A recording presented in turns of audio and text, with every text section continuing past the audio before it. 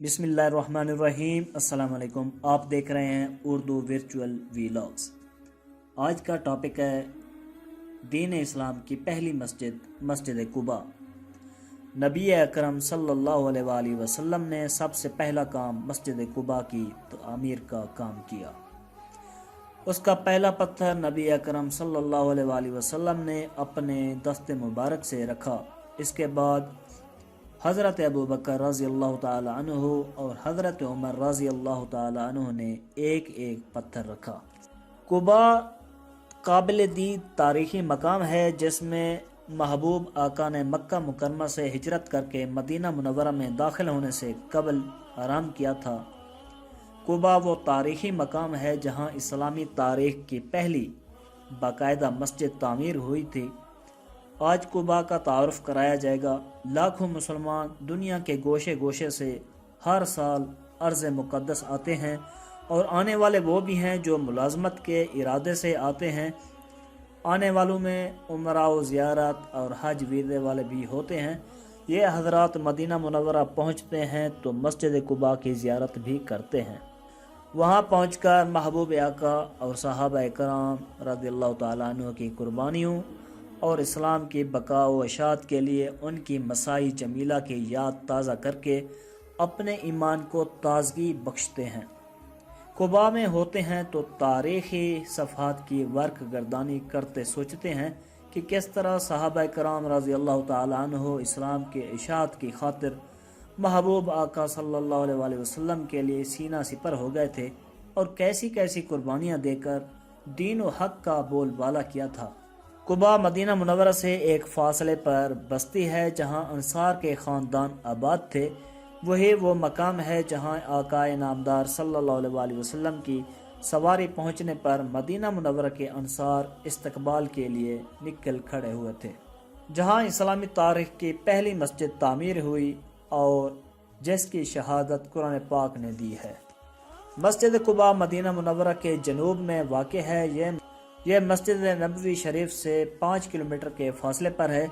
اس میں ایک کنواں ہے جو ابو ایوب انصاری کے نام سے مشہور ہے۔ قباء محلے میں ہونے کی وجہ سے مسجد کا نام بھی قباء رکھا گیا۔ شروع میں مسلمان بیت المقدس کی طرف رخ کر کے نماز ادا کرتے تھے۔ قبلہ تبدیل ہوا تو سب خانہ کعبہ کی طرف رخ کر کے نماز ادا کرنے لگے۔ قباء کے باسیوں نے مسجد قباء کا رخ تبدیل کرنا تھا تو رسول کریم صلی اللہ علیہ وآلہ وسلم تشریف لائے اور سب کے ساتھ مل کر قبلہ کا رخ متعین کیا اور ترمیم و اصلاح میں حصہ لیا۔ معروف مورخ ڈاکٹر الفیدی مسجد قباء کی تاسیسی تاریخ پر روشنی ڈالتے ہوئے لکھتے ہیں کہ مدینہ منورہ 2 حروں پر مشتمل ہے، مشرقی حرہ جسے حرہ واقم کہا جاتا ہے اور مغربی حرہ جسے حرہ الوبرا کہا جاتا ہے۔ یہ دونوں حرے جنوبی مدینہ منورہ میں کئی حروں سے جڑے ہوئے ہیں۔ یہ حرے بیازا، شوران اور کریزہ ناموں سے مشہور ہیں۔ قدیم زمانے میں یہاں آنے والے شمالی راستے سے مدینہ منورہ میں داخل ہوتے تھے۔ رسول اکرم صلی اللہ علیہ وآلہ وسلم کے زمانے میں انصاری قبائل دونوں حروں کے اطراف میں آباد تھے۔ خزرجی مغربی حرہ میں رہتے تھے۔ یہ مسجد نبوی شریف کے مغرب اور جنوب میں تھے۔ سارے قبیلے ایک ساتھ نہیں تھے، ایک دوسرے کے پاس تھے۔ بعض گھرانے مسجد نبوی شریف کے قریب اور دیگر دور تھے۔ خزرجی قبیلے کی شاخوں میں سے بنو سلمہ اور بنو حرام تھے۔ اوس قبیلے کے لوگ مشرقی حرہ کے مغربی اطراف میں آباد تھے۔ جب انصار کو پتہ چلا کہ رسول اکرم صلی اللہ علیہ وآلہ وسلم مکہ مکرمہ سے ہجرت کر چکے ہیں اور مدینہ منورہ پہنچنے والے ہیں تو انصار روزانہ صبح سویرے مدینہ منورہ سے محبوب آقا صلی اللہ علیہ وآلہ وسلم کے استقبال کے لیے قباء آ جاتے۔ دھوپ ہوتی تو واپس چلے جاتے۔ رسول اکرم صلی اللہ علیہ وآلہ وسلم ربیع الاول کے مہینے میں قباء پہنچے تو بنو عمرو بن عوف میں قیام کیا۔ آرام کے بعد نبی اکرم صلی اللہ علیہ وآلہ وسلم نے سب سے پہلا کام مسجد قباء کی تعمیر کا کیا۔ یہ مسجد کلثوم بن حدم کی زمین پر قائم کی گئی۔ اس مسجد کا پہلا پتھر نبی اکرم صلی اللہ علیہ وآلہ وسلم نے خود اپنے دست مبارک سے قبلہ رخ رکھا۔ اس کے بعد حضرت ابو بکر صدیق رضی اللہ تعالیٰ عنہ اور حضرت عمر فاروق رضی اللہ تعالیٰ عنہ نے ایک ایک پتھر رکھا۔ صحابہ کرام رضی اللہ تعالیٰ عنہ نے اس کی تعمیر میں بڑھ چڑھ کر حصہ لیا، اور نبی کریم صلی اللہ علیہ وسلم خود بھی مسجد کی تعمیر کے لیے کام کرتے رہے۔ اسلام میں سب سے پہلی مسجد یہی مسجد تعمیر کی گئی، جو 8 تا 11 ربیع الاول کی 1 ہجری بمطابق 3 ستمبر 632 عیسوی کے درمیان تعمیر کی گئی۔ سورہ توبہ کی آیت 108 میں اسی مسجد کا ذکر بیان کیا گیا ہے۔ ارشاد ربانی ہے، جو مسجد اول روز سے تقوی پر قائم کی گئی، وہی اس کے لیے زیادہ موزوں ہے کہ تم اسی میں عبادت کے لیے کھڑے ہو۔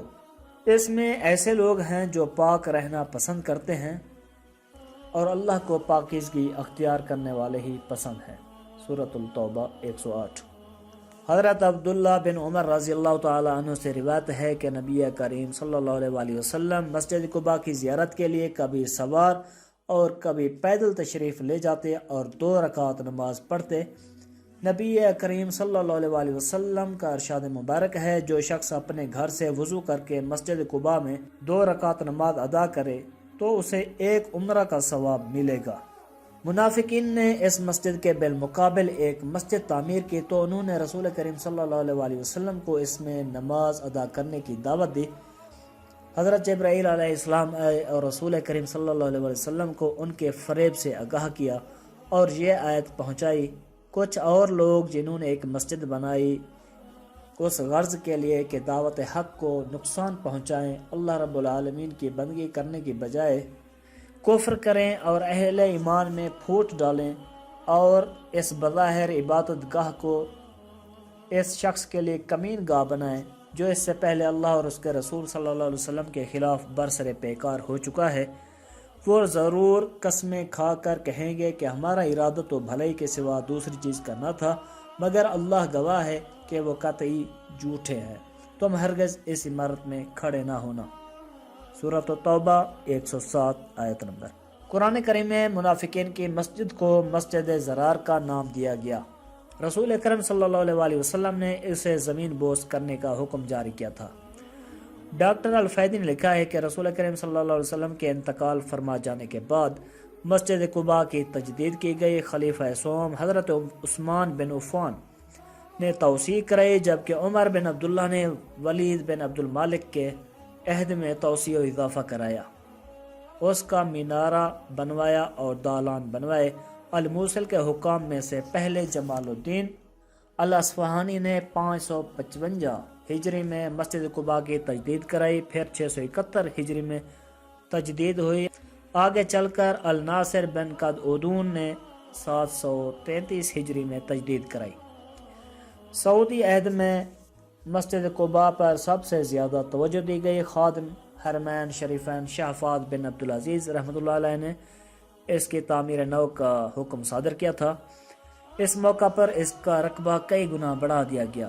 پرانی عمارت کو ہموار کر کے نئی بنیادوں پر کام کرایا گیا۔ اس کے 4 مینارے بنائے گئے، قدیم نقشے کا خیال رکھا گیا۔ نئی مسجد قباء جنوبی اور شمالی دالان کی شکل میں بنائی گئی، دونوں کے درمیان کھلا صحن بنایا گیا۔